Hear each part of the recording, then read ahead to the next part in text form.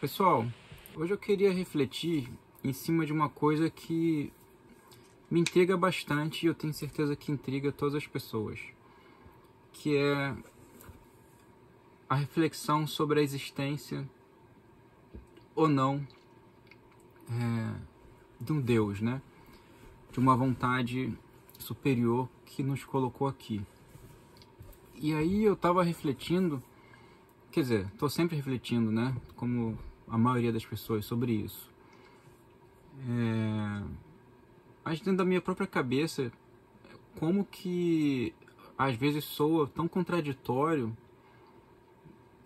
a gente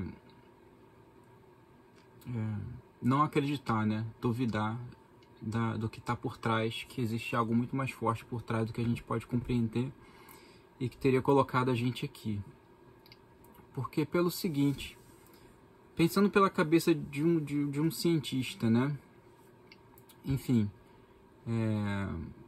muitos amigos meus cientistas, eles nem todos são ateus, né? Mas muitos deles tendem, somente o pessoal da área de biologia, tendem ao ateísmo, que é uma coisa que me intriga, porque na verdade a biologia ela vai provando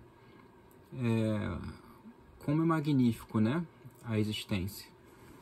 E eu conheço o método científico, enfim, fiz publicação na área de biologia, então eu não sou alguém alheio, né, que estou querendo confrontar um método científico. Mas o cientista, para mim, hoje, que nega a existência de uma força superior, de um Deus, ele meio que contradiz a si mesmo, sabe? Porque quando você diz isso, quando você diz que nós estamos aqui, que a inteligência surgiu, a vida surgiu do nada, por movimentos, por coisas aleatórias, por combinações aleatórias, né? Uma sequência de fatos aleatórios e de baixa probabilidade estatística acabou num acidente existindo a vida. Quando você diz isso, você basicamente está dizendo que você suporta, você acredita na abiogênese. Quando o cientista diz que não existiu um Deus que criou isso tudo, ele basicamente está querendo dizer que ele acredita na abiogênese. Porque como pode um emaranhado de moléculas aleatórias, do nada, pum, se organizaram de uma forma que criou a vida? Que era como os apoiadores da biogênese, né, acreditavam que a vida tinha surgido, né? Do nada, pum, do nada uma roupa suja gerava um rato. E é basicamente os cientistas querem dizer quando eles se dizem ateus, né? E é ilógico você pensar que a inteligência veio depois da arte, né? Como você pode ter uma coisa tão magnífica como a vida e depois da inteligência? Você precisa de uma inteligência muito superior para criar a vida, para que a arte venha, né?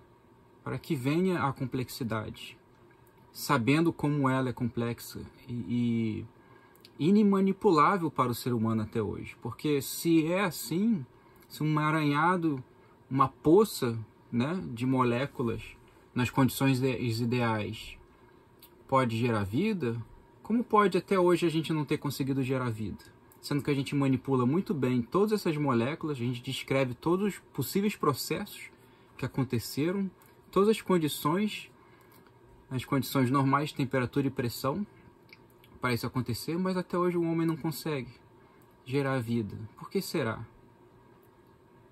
Porque basicamente fica provado a partir dessas observações que tem algo muito forte por trás. Não basta o emaranhado de coincidências acontecerem para que você gere vida. Existe uma alma né, que precisa habitar a vida que vai surgir. E aí você pode questionar, mas um homem ele clona.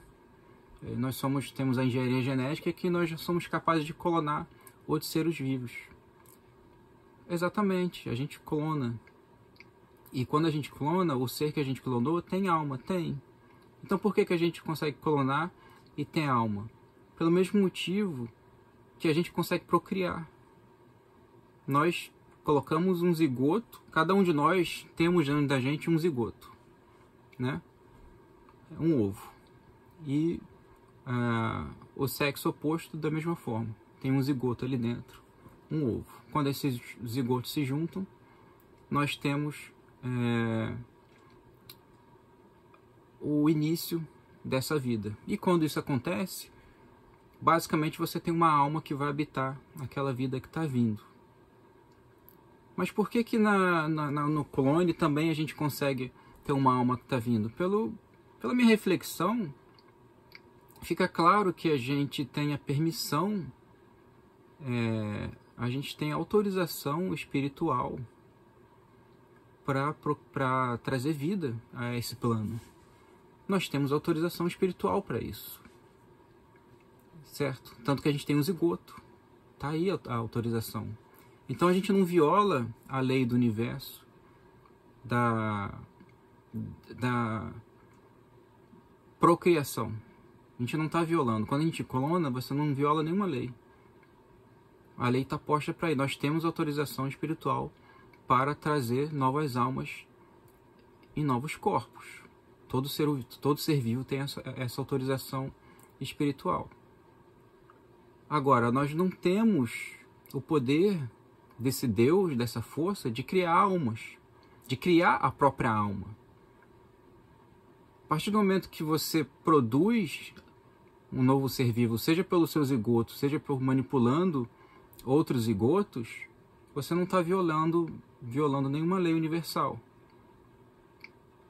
né? Você continua com a autorização espiritual de procriar, e uma vez quando você manipula zigotos,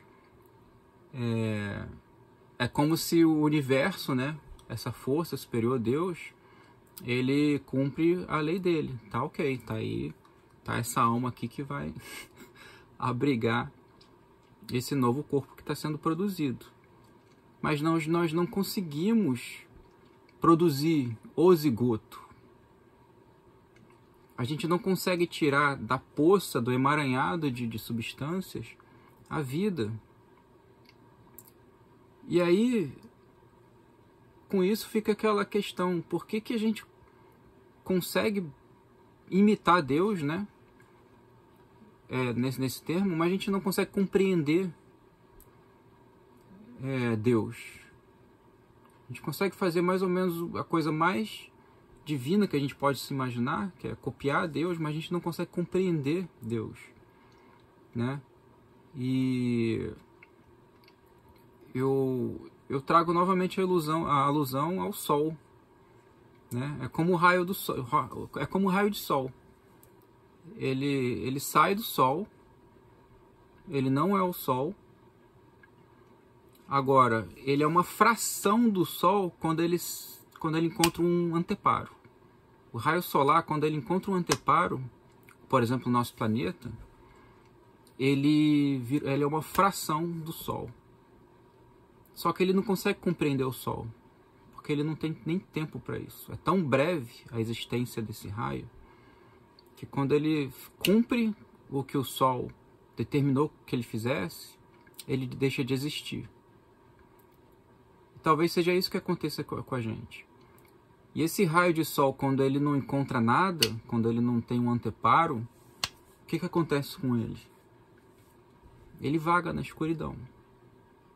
Os raios solares que não encontraram um anteparo até hoje, eles estão vagando na escuridão. Até que um momento pode ser que eles encontrem um anteparo e aí eles vão cumprir a missão deles e imediatamente eles deixam de existir. Mas até lá eles vão caminhar na escuridão. Tanto que a luz de uma galáxia que chega a nós, né, um buraco negro que concentra, né, tanta luz em volta que emana como um buraco negro que está no centro da nossa galáxia, ele viaja. Eu vou falar de galáxia fora da nossa, porque aí a gente tem uma noção melhor de tempo distante. Então, uma galáxia que está a 50 milhões de anos-luz da gente, a luz que saiu de lá levou 50 milhões de anos vagando no escuro até chegar aqui.